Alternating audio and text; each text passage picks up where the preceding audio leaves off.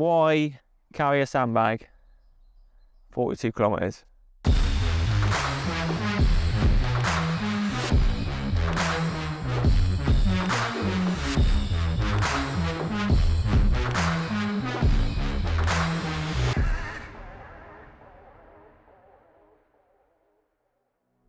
This last year has been utter carnage. I knew it was going to be busy because it's my first year as a solo parent, just me and my 2 kids. And I think it'd be very easy to almost to back off and say, I'm just going to do the bare minimum this year. I'm just going to do my 9 to 5 and apply as minimum effort as possible and focus on other areas.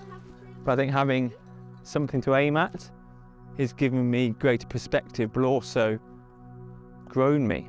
And I think that process has forced in some new interference.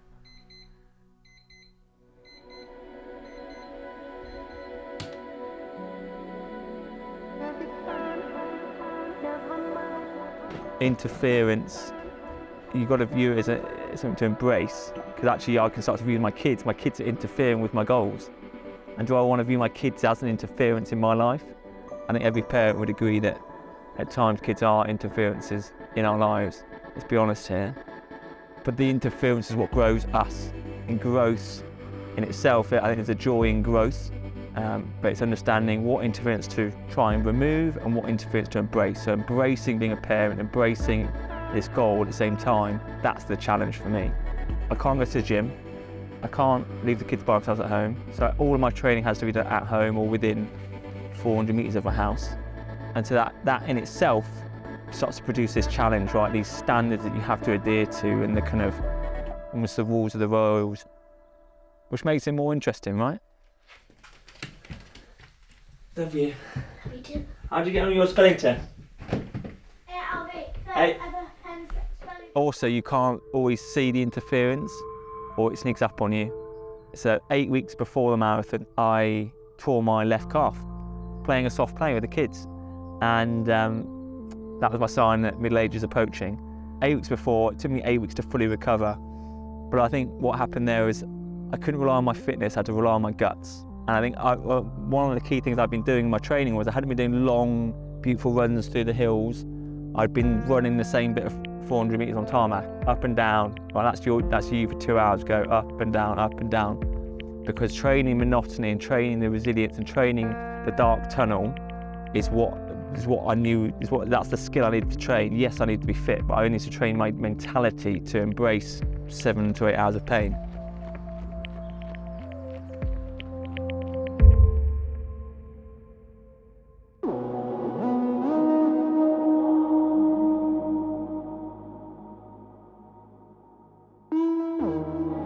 Getting to the start line, we'd done 4K by the time we got to the start line. So by the time you've got to the tube station, got on the tube, got through to Greenwich, walked from Greenwich to your starting point at the end of the marathon, done 4K. So we haven't started yet, we're just getting to the start point. Already got the lactic in the shoulders building up. But the plan today is, we're here, London Marathon made it. It's not a marathon, it's a series of 1 hour efforts with a little 3, 4, maybe 5 minute break within the hour and go again. So these little methods of breaking it up, while not eating the whole elephant, just eating a little bit at a time, don't view it as a big goal, view it as tiny little micro goals. To me, that concept's out there, but actually having applied it was really powerful.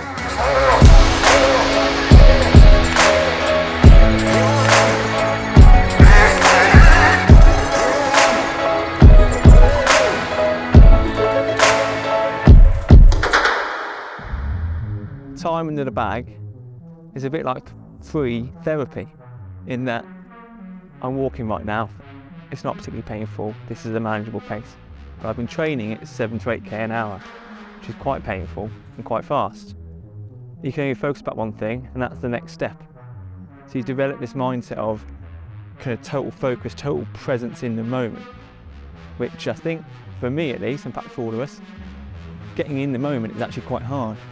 And so getting under the bag, whatever your bag might be, can only increase and help you get more present.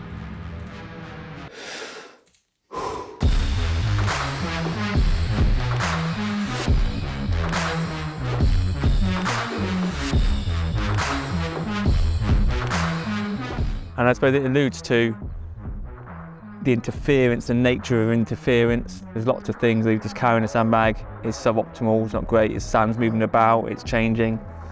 But then to train for the duration of 7 to 8 hours, that requires you to be strong, requires you to be cardiovascularly fit, requires you to have the resilience to have the sandbag on your shoulders for 7 to 8 hours. In the paint cave now. It's a bit dark place. Headphones in. Screaming music on.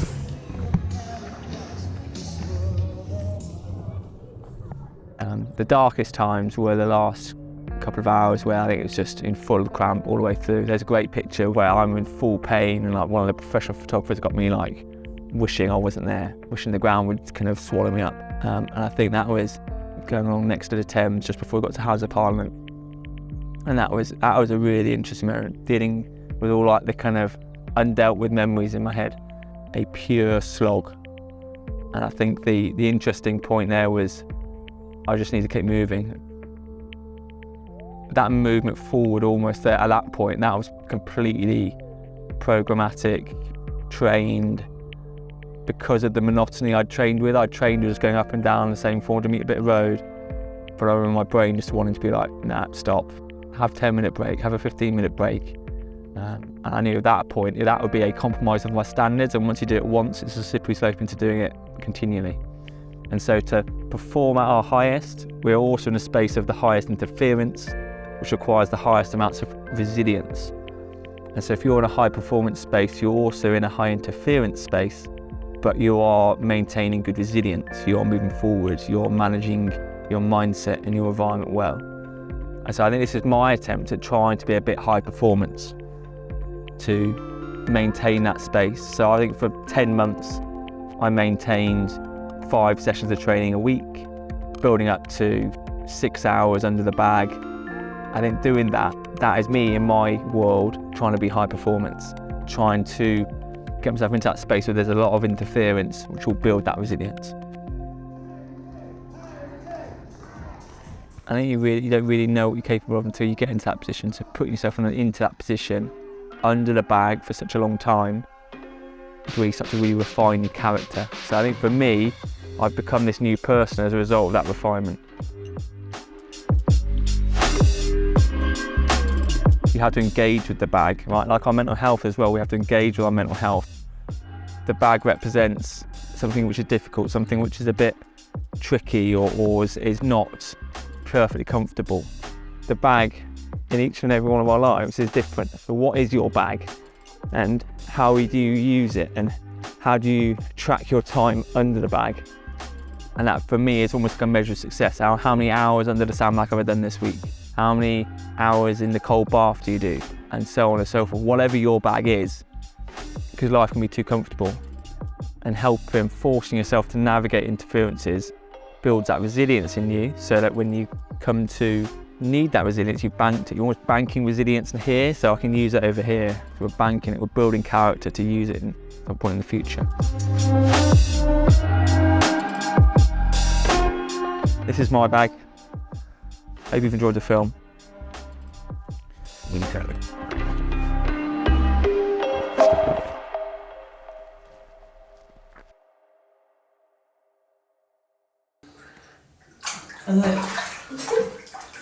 Nice big blisters here.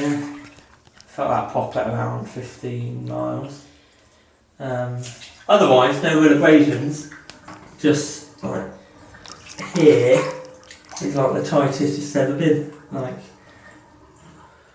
well, it's good to be in a bath.